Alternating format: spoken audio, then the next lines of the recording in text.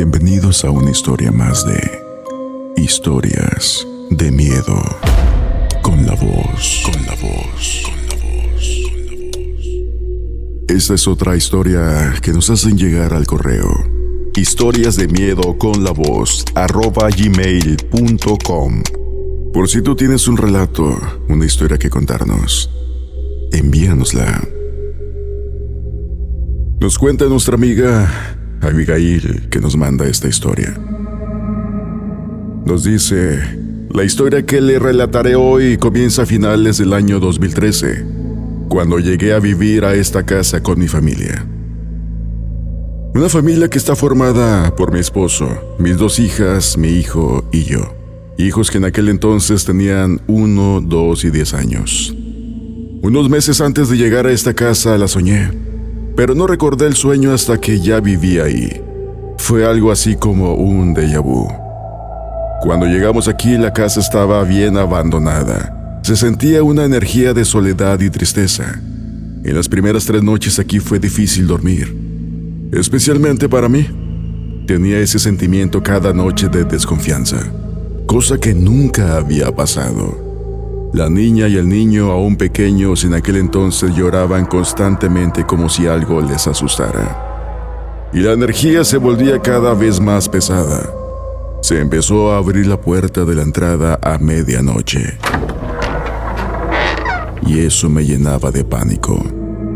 Hasta que mi hija mayor, en aquel entonces de 10 años, me dijo que ahí había muchos fantasmas y que ella los veía.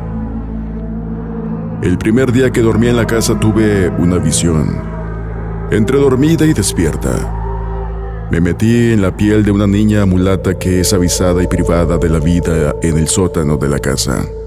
Y todavía tengo esa memoria desgarradora en mi mente. Es como haber visto la casa en otra época. Fue entonces que bajé al sótano por primera vez y me di cuenta que el lugar permanecía igual al sueño, con objetos muy antiguos aún. Mi pregunta es: ¿por qué los dueños anteriores dejaron todo eso ahí? Mi esposo, al asumir que las energías que hay en la casa son de niños, les pide que por favor no nos molesten, que no somos malos y que solo queremos vivir en paz y cuidar de la casa, para que nosotros y ellos podamos convivir con cordialidad. Después de eso todo empezó a mejorar. Aún la puerta se abría a medianoche, pero ya no se sentía la incomodidad. Un día, en mitad de la noche, aproximadamente a las 3 de la mañana, sentí que una manita me tocó la cara. Abrí los ojos y a la luz de la luna que entraba por la ventana, vi a un pequeño parado frente a mí.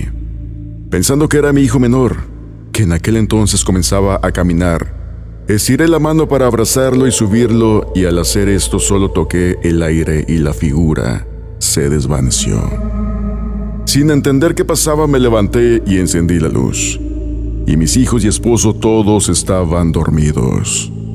Pasó el tiempo y nos acostumbramos a tener en casa la presencia de una anciana, una niña de alrededor de 8 años, un niño pequeño de como entre 1 y 2 años y una niña mulata de como 14 años. Y ya pasados tantos años nos acostumbramos nosotros a ellos y ellos a nosotros. Hace 4 años llegó un anciano aquí a mi casa y dijo que él vivió aquí su niñez, que sus padres fueron quienes construyeron esta casa y que su hermano gemelo murió aquí en casa a los 2 años por una enfermedad, que tenían una empleada de servicio que falleció en el sótano. Y me describió la casa tal como yo lo soñé el día de la visión que tuve. Ahí me di cuenta que estas almas se quedaron aquí, en medio de 2 dimensiones, sin poder encontrar el descanso. A veces al cerrar los ojos les puedo escuchar hablar, y aún se sienten presentes en la historia de una casa de más de 100 años de antigüedad.